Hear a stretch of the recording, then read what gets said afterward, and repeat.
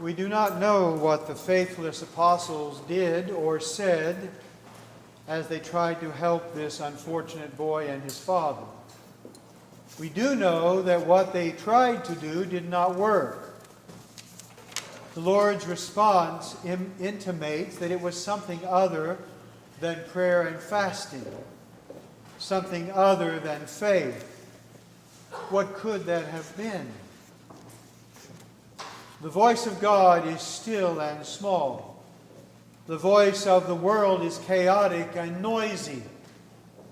The Lord's teaching that this kind never comes out except by prayer and fasting points to the need for us to develop an interior life of contemplation for prayer and fasting that is, in my mind, silence and self-denial. Quiet us down. Make us more receptive to God and more loving to one another. Contemplative prayer shines a light on the source of the chaos within us, our own egoic self-interest, and reveals that underneath it there is another presence, the kingdom of heaven. It is the kingdom within that heals and moves mountains. Faith, the living water Jesus promised, flows from deep within us. Were the apostles motivated by fear? Seizures can be frightening. But fear that is not understood and comforted can lead to violence and hate, and rarely to faith. Or perhaps the apostles were motivated by desire, the desire for being praised for their good works. Did they, like Moses when he struck the rock and took credit for the water that came gushing forth from it, have the motive of taking credit for the healing of the boy?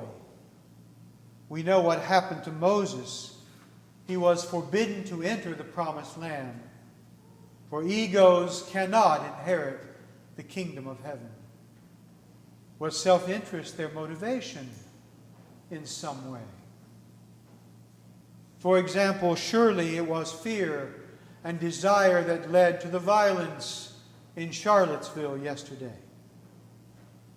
What terrible things come from fear and desire. There can be no serious claim that neo-Nazis represent the teachings of Jesus in any way. Racism is evil, pure and simple, a slap in the face of God who loves diversity so much he brought it into being.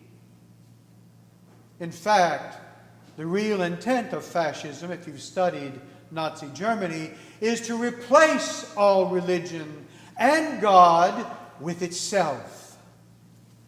And we must always stand against such evil wherever it appears and in whatever form it comes.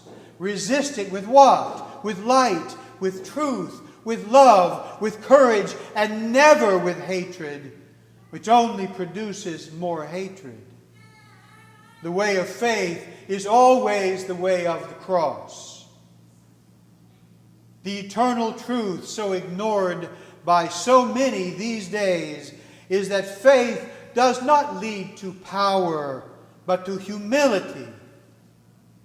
The Lord said it this way: "My grace is sufficient for you, for my power is made perfect in weakness." His power made perfect in our weakness. In our humility, our weakness, our powerlessness, our emptiness, the power of God is able to move mountains. As if to put a fine point on this, the gospel reading ends with Jesus telling them that he would show them the way by himself becoming weak and helpless in the hands of his enemies. The Son of Man is to be delivered into the hands of men, and they will kill him. This one who could call down legions of angels to defend him would choose not to do so. His faithfulness would be revealed in the fact that he would choose the path of faith the path of the cross, and he would die. The way of faith is always the way of the cross. If we believe faith is about protecting ourselves, then we have not yet learned the lesson of the cross. For whoever wants to save their life will lose it, Jesus said, but whoever loses his life for my sake will find it. Bishop Anthony was talking to some clergy about burnout at the convention in Miami, and he said something extremely profound. We are not called to burn out, but to burn up. In other words, Jesus calls us to give and expect nothing in return. To give and to give and to give until there is nothing left to give. And be willing and ready to sacrifice everything for the sake of others, which is also then for the sake of God. For the least of the brethren are Jesus in disguise, and we must be prepared to do everything, even give our lives to bear witness to the truth. When we draw closer and closer to God through prayer and fasting, silence and self-denial, we see more and more clearly God's purpose and presence in our lives.